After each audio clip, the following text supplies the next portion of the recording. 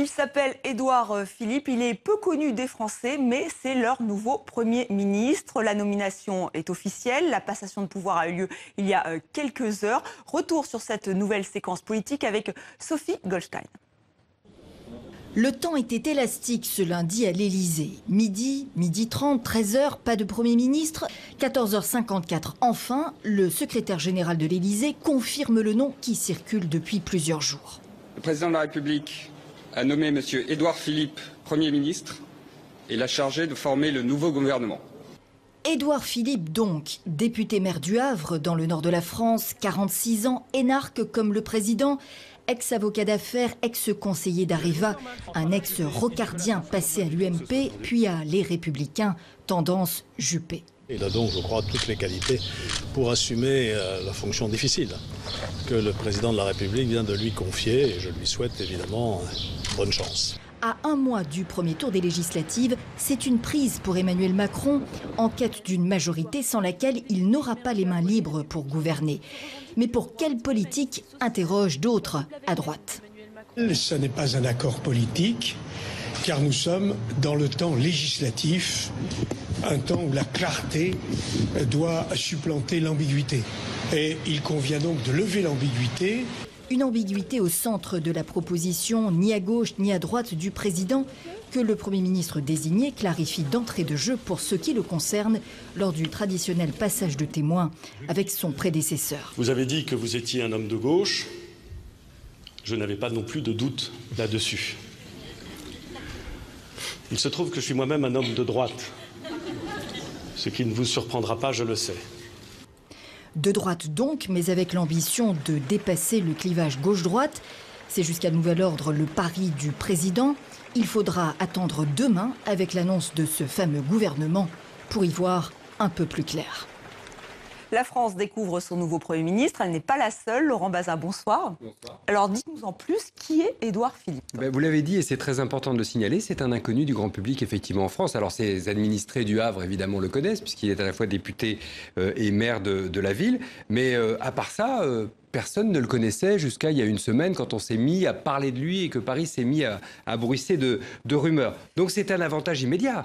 C'est le signe immédiat du renouvellement. C'est un nouveau visage lui aussi. Puis il y a un autre avantage subsidiaire, c'est qu'il ne fera pas d'ombre au président puisqu'il est inconnu et que le président, lui, est en train de prendre toute sa place. C'est aussi un pur produit du système politique, Édouard Philippe. Si vous voulez, c'est quelqu'un qui a été formé à l'ENA, comme pratiquement un politique sur deux en France, la Haute École nationale d'administration. C'est un protégé d'Alain Juppé, aux côtés duquel il a servi pendant 20 ans.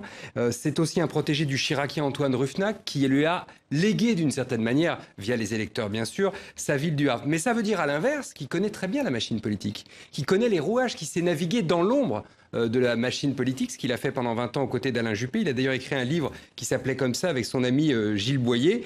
Donc il a cette expérience, coche cette case d'expérience que Emmanuel Macron voulait voir cocher par son Premier ministre. Et puis enfin, et c'est quand même le plus important sans doute dans cette affaire, il le revendique, il est un homme de droite. Alors c'est pas la droite Sarkozy, c'est pas la droite Fillon, c'est la droite Juppé, c'est-à-dire ce centre droit modéré qui est en ligne avec le programme économique d'Emmanuel Macron et qui bout de le rejoindre, semble-t-il. Alors justement, est-ce que c'est une prise de guerre pour Emmanuel Macron? Est-ce que ça veut dire que la droite va exploser en éclats ou pas?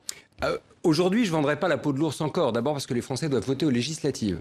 Et que ça va quand même donner le là de manière très claire. Et puis l'autre chose, c'est que pour l'instant, à part quelques-uns, les Républicains, mais ils ont beaucoup fait chauffer le téléphone pour ça la semaine dernière, ont réussi à stopper l'hémorragie. Il n'y a pas brutal comme ça, déversement, un flot de personnalités qui rejoignent le gouvernement. Mais c'est bien une OPA sur la droite qui est en train de tenter Emmanuel Macron, c'est évident. Il utilise Édouard Philippe, si vous voulez, comme un missile pour percer le blindage. En deux temps. Premier temps, une brèche. On verra dans le gouvernement demain, d'ailleurs, si ça a marché, s'il y a effectivement des représentants des Républicains à l'intérieur du gouvernement d'Édouard Philippe. Et puis ensuite, l'implosion, ça c'est le deuxième temps du missile Édouard Philippe, ce sera après les législatives si ça fonctionne. En fait, le pari d'Emmanuel Macron est assez simple, il parie sur un classique de la vie politique française. C'est une espèce de loi de la gravité politique, si vous voulez. Un député élu, ça préfère toujours passer 5 ans dans la majorité, éventuellement à voter des textes sur lesquels il a un droit de regard, car regarder passer les trains, comme c'est le cas pour les députés de l'opposition.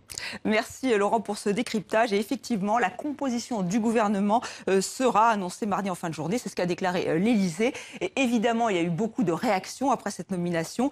Certaines sont très remontées. Jean-Luc Mélenchon dénonce un attelage hasardeux. Le candidat de la France insoumise estime que la droite vient d'être annexée. Quant à Marine Le Pen pour le Front National, elle estime que c'est la confirmation de l'existence de l'UMPS. Fin de citation. Voilà pour cette page politique. Merci encore, Laurent. À demain.